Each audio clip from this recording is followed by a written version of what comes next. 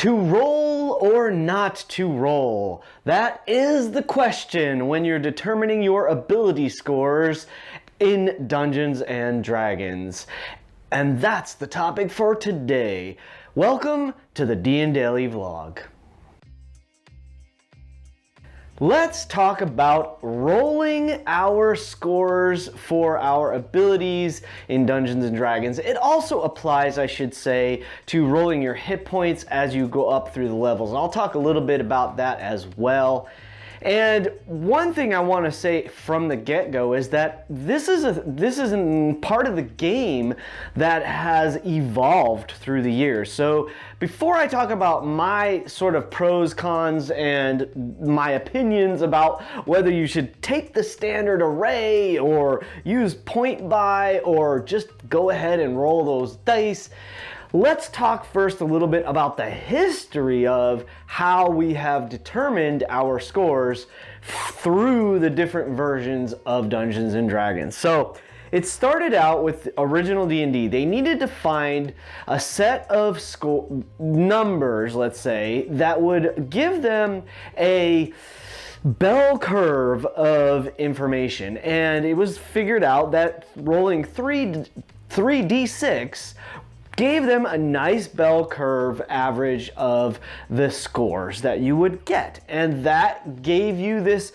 opportunity when you stacked them for the different abilities, strength, dexterity, constitution, intelligence, wisdom, and charisma, that you had a series of numbers somewhere between 3 and 18, with the vast majority of the numbers falling between 8 and 12.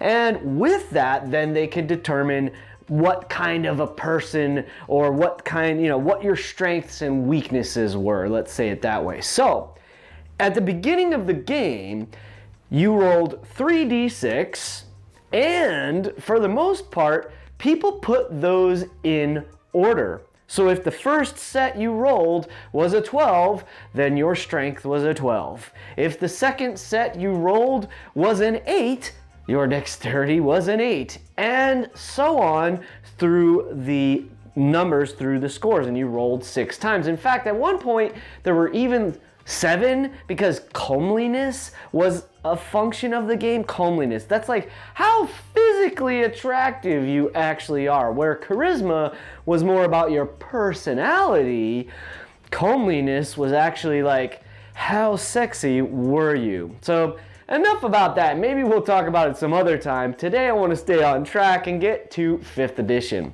So starting with 3d6, and you kept them where they were, the numbers as they rolled and as they lay, eventually people started to realize that if they wanted to play a particular character of a particular class, let's say, well, they were limited. Like playing a wizard with an 8 intelligence, I suppose it could be a challenge and might be fun.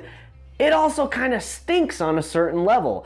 You can't have a really epic wizard if you don't have a decent intelligence score. And so what happened was you'd roll your statistics, we call them stats back in the day. Now we refer to them as ability scores. So either way, your stats, your ability scores, you rolled them, and if they didn't end up in a beneficial way, you were sort of stuck. Okay, I guess I'll play a fighter.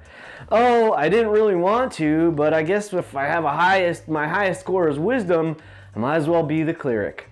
And people started to realize like that was really limiting and kind of dull. So one of the first changes that happened was that people started to say, well, roll 6 sets and then just put them in any order you want. That way, if you want to play a paladin, you had some decent rolls, you could play a paladin or a ranger or whatnot. Because back in the day, in like advanced Dungeons and Dragons, let's say, you had to have minimums, and the minimums were kind of challenging. Like being a paladin was literally probably the hardest class to play, just because you had to have the ability scores that matched that character class, right? So this is weird. It doesn't have anything really to do with 5th edition unless you're multi-classing. So for the basic 5th edition, there really are no minimums. You can pretty much play any class you want, with any ability scores. So the first, as I just said, the first change was that roll 3d6 and then place them in any order you like. I think the next change that came along, as far as I know, is that people started to roll 4d6 and remove the lowest number. So we usually typically call that 4d6d1. 4 die 6, drop 1, drop the lowest. So that became pretty popularized. In fact, I gotta say, for the longest time, for many years, that's pretty much how I've done stats or ability scores, whatever you like to call them.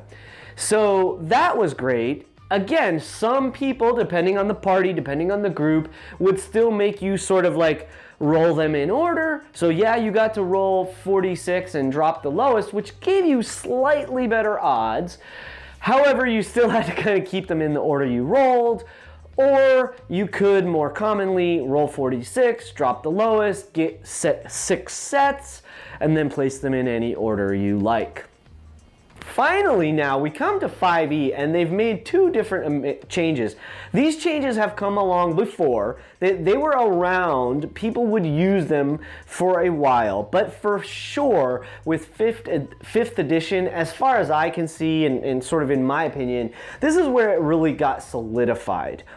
Because you were playing games with people around, I guess they sort of started this with 4th edition, probably as well. But for sure with 5th edition, because people from all over the world in different areas and going to conventions and all this, they sort of started making these standard arrays and the point buy. So I suppose that might have happened. I probably need to do a little research on this, and if you know, by all means, let us know in the comments. I'll try to find out myself as well.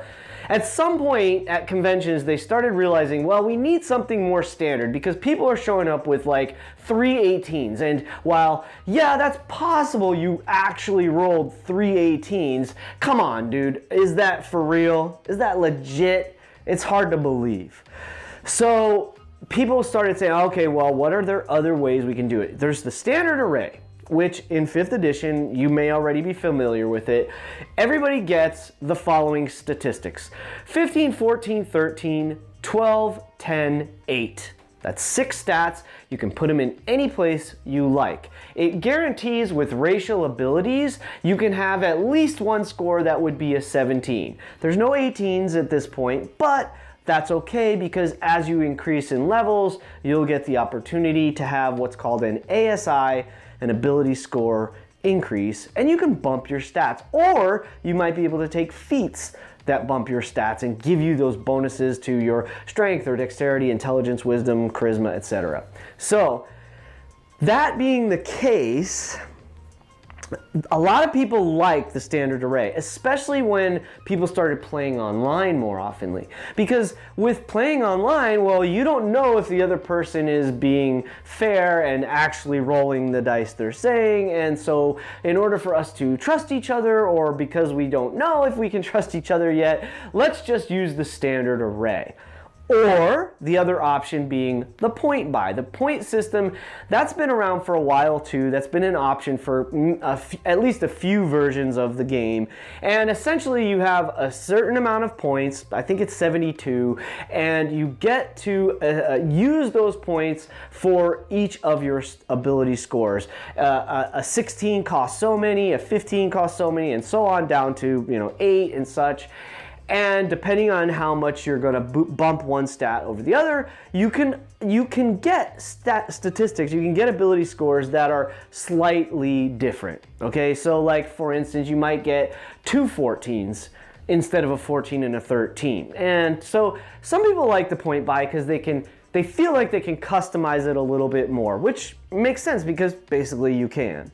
So those are the 3 options we have today: standard array, point buy, and of course rolling dice. And then again, each table's a little different. Do you play hardcore and only roll 3d6 and that's that? Or do you play 3d6 and you can re-roll one set if you don't have any that are at least a 15, maybe you throw out the whole 6 and you re-roll your character from scratch. There's all kinds of different rules at each different table, and I think they're all amazing.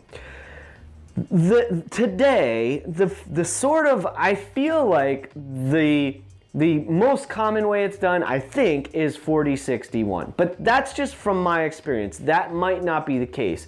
For sure, if you go to a tournament, if you go to a convention, if you go to a game shop, a lot of those places are using either point buy or the standard array. So depending on what your experience is, you're going to find the difference between the two. And ultimately, I think here's the other thing that's important. Which one's better? Let's get to which one's better, right? I mean, is there one that's better? I don't think so. I think they're all pretty cool. I think they all have great pros and cons. For me, I like rolling dice. So I want to roll the dice. In fact, I would even be okay with playing the old school way of like 3d6 and you do not get to change it around. Because then that's going to really determine what kind of character I'm going to play. But that's just me. I'm a little crazy like that. Most of the time in the games I run, in the games I've been playing in, generally speaking, we do 46, drop the lowest. Because, again, it gives you slightly better chance to have a 17 or an 18, and you end up with, generally speaking, slightly more epic characters. You can still roll a 6 or an 8 or a 9 or whatever and have those negative modifiers. The negative modifier can be a lot of fun. That's all about role-playing. We've covered that before. We'll cover that again in other vlogs. I want to stick with rolling dice today. Again, rolling dice for me is just fun. I think it's a big part of the game. It's that random chance of like, well, what happens if you have like unbelievably average scores? Or what happens if you have amazingly high scores? How does it affect the character you play? And how does it affect the way you play your character? I think that in itself lends to why, in my opinion, rolling dice is the superior way to do it. And it's just my personal preference. That's all it is. It doesn't mean it's true or accurate or correct. The bottom line is, statistically speaking, you're probably better off using the standard array. I mean, there's a lower chance of you having a bum roll. There's also no chance of you rolling an 18. So there's that. Of course, the point buy at least gives you the option to get a little bit higher, depending on the rules you use, because there are some point buy systems that you still can't go above a 16, whatever. Anyway, there are options. There are options for each of us to decide at our own table. Before I end up, I want to just talk really quickly about hit points, because I think hit points are sort of on the same page as this. They have the same factors involved.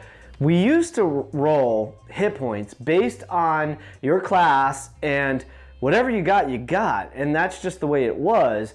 Some DMs were generous and would let you re-roll ones. That's sort of thing that's gone on for a long time.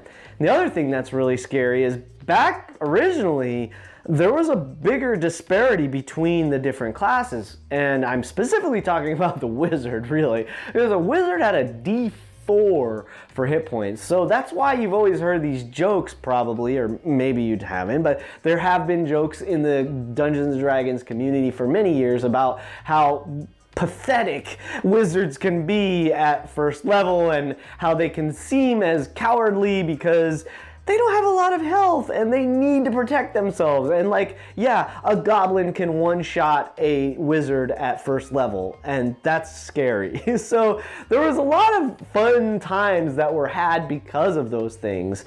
Through the years, I guess people have sort of realized, well, we're trying to play an epic, heroic game, so we need things to maybe slightly favor the players.